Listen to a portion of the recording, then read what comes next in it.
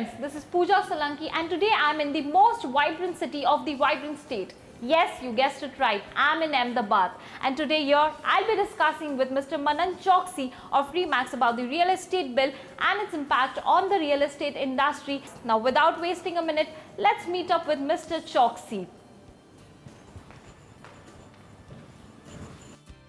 Welcome back to Expert Advice. Today's topic of discussion is real estate bill and its impact on the real estate industry. We are discussing this with Mr. Manan Choksi of RE. Let's take this conversation further with him. Hello and welcome to the show, sir. Thank you. What about Ponzi schemes? We have also heard about the Ponzi schemes being prevalent in the real estate industry. So what kind of provisions or what kind of regulations, will help? Those schemes are by and large illegal anyways today.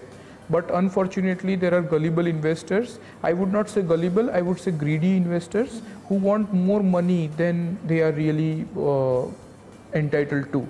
So they want returns of 40%. They want returns of 3 times my money should grow in 3 years. Now those days are gone in real estate. So we should, I think Ponzi schemes are illegal earlier, are illegal now, and will be more stringently implemented in the future. The education should be to the investor that they should not fall for Ponzi scheme. Media companies should educate investors that they should not agree to anything which is unreasonable. The best solution to is you should compare the options. If there are 3 people offering the same kind of scheme, then only you should go in that scheme. And I would say still double check with the government authorities whether it is legal. We have this Sahara. We have a lot of builders providing such kind of schemes. I'm not saying they are bad or they are illegal. They have given good returns in the past. But you never know, not all people are same, and you lose your capital. Talking about unsold inventory again, one of the major reasons, as people have cited is that, these investors buy a lot of flats. Now, do you think there should be a provision in the real estate bill which curb these kind of investors' practices so that, the market doesn't become so much intense? Actually, these investors have learned their lesson in this recent recession. Their money is stuck. Many people have cancelled the booking and they have lost their money in the whole process. So investors have learned their lesson through economics, not through regulation. So while we have a country which do not has very good enforceability. So what happens is if we have any kind of regulation, as in you cannot book so many flats at a time, people will bypass the regulation. They will book in their friend's name. So personally, I don't like such kind of regulation. Let the economy handle it. Let the interest rate handle it. Let Raghuram Rajan handle it rather than Narendra Modi. Okay. We spoke so much about residential spaces. Now let's put our focus on commercial spaces. Now let me ask you, the real estate bill in relation with commercial spaces. So what is the relation between the two? So real estate regulatory authority covers any project which is called a real estate construction project. So whether it is commercial, residential, or I would say malls or multiplex, anything. Now the idea is that if an investor invests money, he gets delivery, and the delivery should be on a timely manner. This applies to small and medium enterprises. Like if you take 1,000 square feet showroom space in a mall, then the person does not deliver the mall as per specification. So where do you go? Where do you fight your case with? So that's where this authority comes into picture. They will listen to such cases and they will regulate the builder. Now, this is applicable to all, even big office spaces. Suppose you book a 25,000 square feet office, and you are planning to expand your operation, but it is not delivered on time. So what will the investor do? What will the end user do? Where they will go? Right now, they will only thing is that they go to High Court, and for about 20-25 years there is no resolution. That's where this authority comes into picture. They will faster resolve the cases, and after them the direct would be a High Court. First you have to apply to them, then you go to the High Court and then to the Supreme Court. So this kind of faster resolution will help commercial people to get their properties in time as per specification. We have already spoken about the residential and commercial spaces. Moving further with Mr. Manan Choksi, I would like to discuss about FDI in real estate. Now, sir, since FDI is the talk of the town, people are hoping that, you know, FDI comes in India and, you know, it shall be a boom to real estate industry also. So when it comes to real estate bill and FDI in real estate, you know, what kind of benefit shall real estate have in if in case tomorrow FDI comes in real estate? As of now, FDI is allowed in real estate construction industry. However, only in project size which are really big. So for example, if you say there is this Virtuous Retail Mall in Surat which is FDI funded. There are malls which are Xander is a group which is FDI promoted and which brings a lot of projects in real estate. However, people are not coming to India to invest in real estate because it is an unregulated sector, because there is a lot of lack of transparency, trust is not there, there is a lot of cash component involved, there is a lot of unregulated people like brokers, like landowners. We do not have proper regulation in place, proper judicial system in place so that FDI can come to India. So what this bill brings is that builders become accountable. They will have a clear cut outlay of which are the schemes they are going to launch, what are the rates at which they are going to launch, and what is the delivery date. Now, in such an environment, it is conducive for foreign direct investors to come and invest. So, if you come to think of it, if India is a country which has the highest interest rate, then there are a lot of countries which have zero or negative interest rate. Switzerland recently issued bond in which the interest rate was negative. So, if you keep money in bank, they will, after 1 year later, they will give you less money instead of more. So, there is a lot of money outside in the world which is available at 0% rate.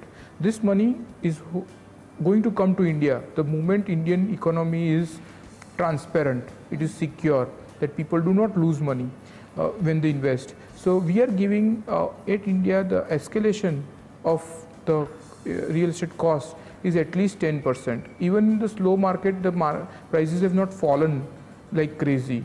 So this has happened in US long time back, but in India it has never ever happened. So here people want to invest, so such kind of regulation is going to attract all the investors who are interested in earning money out of the booming real estate sector. We are going to continue this conversation further after a really short break. Real estate bill and Ahmedabad property market, how is going to be in the future? Already they are facing problem as to the cost of land they are purchasing and the end user cost which is they will be selling. Their profit ratio has shrinked to an extent where their operations are not viable.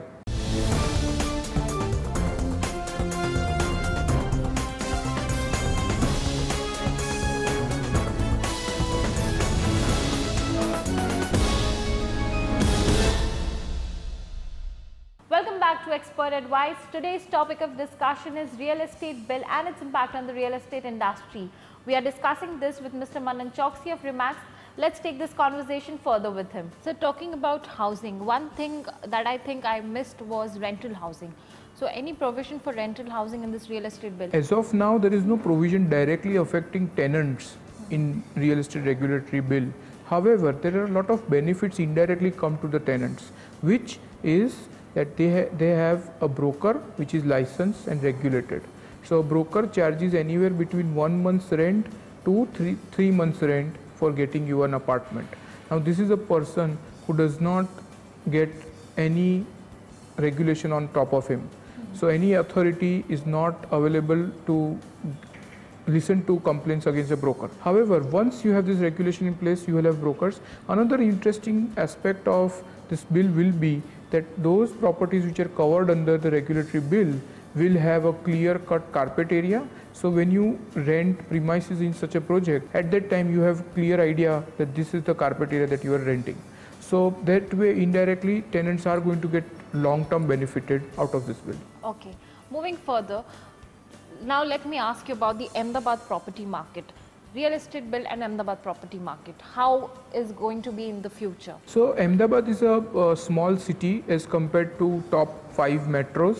Ahmedabad has not got big large scale builders who are public listed, who are more than say 5,000 crores of sale, which are reported. So such kind of, in such a market, it is a fragmented market. So there are a lot of small time builders. So at a point of time, Guy had about 2,000 builders who were registered, and they were, majority of them were single scheme builder. So at a point in time, there only one scheme. What I expect immediate fallout of this bill will be a lot of small scheme builders will exit the market. Already they are facing problem as to the cost of land they are purchasing and the end user cost which is they will be selling. Their profit ratio has shrinked to an extent where their operations are not viable. They cannot maintain a sales staff, they cannot maintain a contracting staff, they cannot maintain designing staff. So this has affected them already. Once this bill comes into picture, we have further consolidation. Only big builders are going to survive, and already out of 2,000 active builders have reduced to maybe 500. And I expect that at a point in time, maybe 10 years once the bill is passed, there will be only 20 builders who will be owning the Ahmedabad real estate market. So I think the market will go on intense. I think, and what about the buyers? Now, since you're saying only the big shot builders will remain, what is in store for buyers and buyers also? I feel that it's just matter of time when buyers are going to group up and they are going to buy in lots.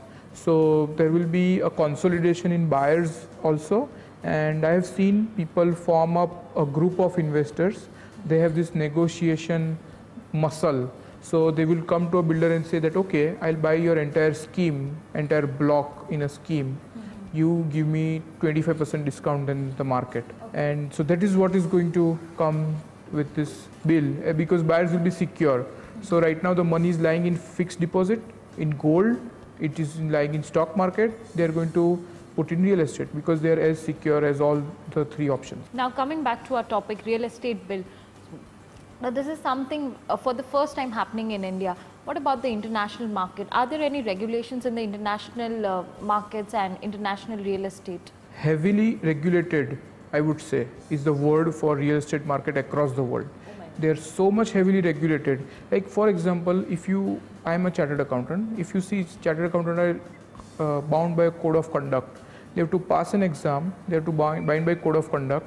They have to report to government, they have to report to their own body, and they are peer reviewed, they are audited, they have done everything. They are continuously educated. But what is real estate sector as of now? Are the brokers regulated? Are the builders regulated? Is there any assessment of the knowledge? Everything is a no. So what happens in US? US is a market which had developed since 1800th century. And they have developed a simple thing like multiple listing service. They have simple thing like they involve brokers in a board called National Association of Realtors. This board designs the exam, and only people who pass this exam are called a realtor, which is an official broker. Now, if they don't do 4 deals in a year, their membership is revoked. Exactly. So if you see, then there is only good people become brokers and stay brokers.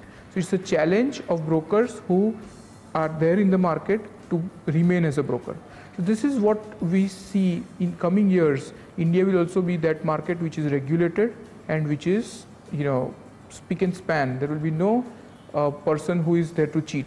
Sir, since you mentioned, we have presence of NAR, National Association of Realtors. But then if we see, there are so many small-time brokers who are operating. So do you think real estate bill will hamper their business, or they'll continue to do business? No, they will be extinct like dinosaurs. You cannot be a realtor unless you're registered with the regulatory authority. Once you're registered, you'll have to pass an exam. Once you pass an exam, you have to continuously upgrade yourself and report each and every deal that you do. So this is going to hurt the small-time brokers the most. In fact, governments in other countries publish the numbers, that who are the top 10 brokers. They publish the numbers that how many transactions each broker did. So for customer, it is very easy to choose a broker. So, okay, so you have done 10 transactions last year, I will choose you. And then there will be a small-time broker who say, I did 3 transactions. People will say, no, I don't want a bad broker to represent my property, so I'll choose a good one. So that way, it will be, the rich will become richer. Exactly. Now moving further, since you mentioned that international markets in terms of real estate are heavily regulated, so do you think a regulation coming into India will ensure that we have international standard cities in our country? Yes, it will ensure that we will have standard infrastructure. It will ensure that there will be people coming from outside the country to invest. It will also ensure that people make money in real estate and not lose money. So that is all about creating wealth. 75% of individuals' net worth is in real estate.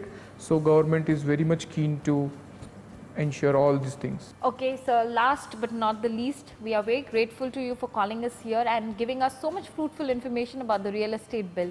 So today we spoke about the real estate bill and its impact on the real estate industry. We got to know so much about the bill, what impact it's going to have on the builders, end users, investors, brokers, and we all hope that the international standard of infrastructure, the kind of cities they have, due to this real estate bill, even we'll have this in our country. For more information on real estate, keep watching Spin TV. As of now, goodbye and take care.